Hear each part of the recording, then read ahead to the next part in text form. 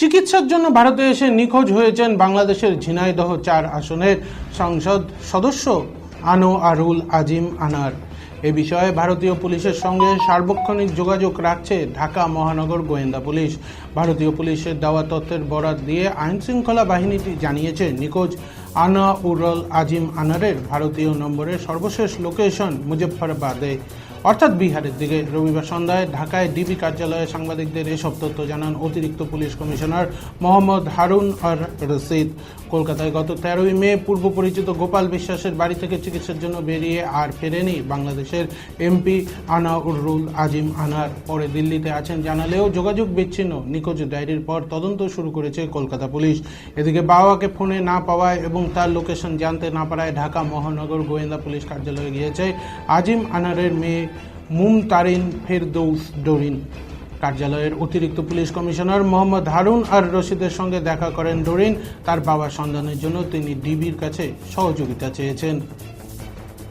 এটা তো ওই দিনে দেখছেন যে গেছে, তো গেছে যাওয়ার পর ওখানে রাতে থাকছে। পরের দিন আঙ্কেলকে বলছে আমি একটু বের হইতেছি, আমি আসতেছি।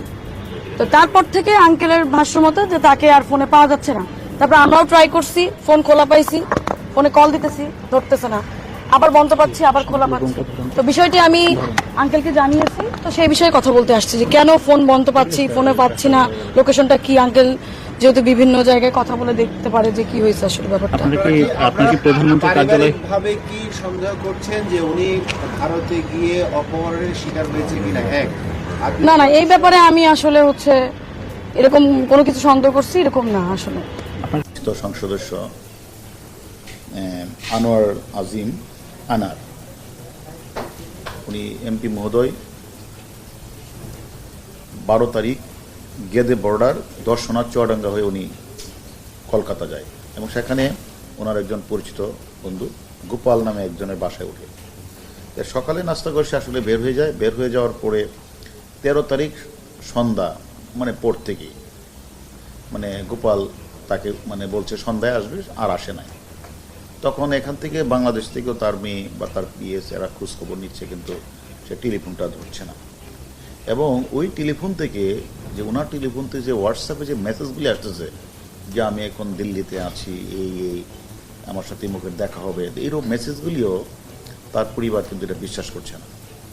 তো আসলে আমি আবার এই খবরটা 2 দিন আগেই পাই। ইন্ডিয়ান একজন ভদ্রলোক, আমাদের মাননীয় এমপি মহোদয় সংসদ সদস্য